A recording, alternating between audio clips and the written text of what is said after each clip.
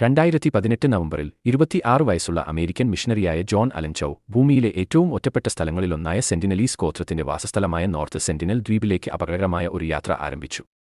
സമ്പർക്കമില്ലാത്ത അവസാനത്തെ ജനവിഭാഗങ്ങളിൽ ഒന്നായ ഈ ഗോത്രം ആയിരക്കണക്കിന് വർഷങ്ങളായി പൂർണ്ണമായും ഒറ്റപ്പെട്ട നിലയിലാണ് ജീവിക്കുന്നത്. തങ്ങളുടെ ദ്വീപിലേക്ക് അടുക്കാനുള്ള ഏതൊരു ശ്രമവും അക്രമത്തിന് വിധേയമായിട്ടുണ്ട്, കാരണം അവർ തങ്ങളുടെ ഭൂമിയെ പുറത്തുനിന്നുള്ളവരിൽ നിന്ന് ശക്തമായി സംരക്ഷിക്കുന്നു. ഗോത്രത്തെയും പുറത്തുനിന്നുള്ളവരെയും രോഗങ്ങളിൽ നിന്നും സംഘർഷങ്ങളിൽ നിന്നും സംരക്ഷിക്കുന്നതിന് ഇന്ത്യൻ സർക്കാർ സമ്പർക്കം കർശനമായി വിലക്കുന്നു. എന്നാൽ ചൗവിന് ഒരു ദൗത്യമുണ്ടെന്ന് ചൗ വിശ്വസിച്ചു. ക്രിസ്തുമതം സെന്റിനലീസിലേക്ക് പ്രചരിപ്പിക്കാൻ അദ്ദേഹം ആഗ്രഹിച്ചു. അത് തന്റെ ദൈവിക കടമയാണെന്ന് ബോധ്യപ്പെട്ടു.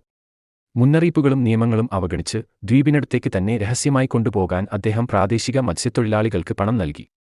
നവംബർ 15, 2018 ചൗ സെന്റിനലീസിനെ സമീപിക്കാൻ ആദ്യ ശ്രമം നടത്തി. അദ്ദേഹം കരയിലേക്ക് കയാക്കിംഗ് നടത്തി, ആശയവിനിമയം നടത്താൻ ശ്രമിച്ചു, മത്സ്യവും സമ്മാനങ്ങളും പോലും നൽകി.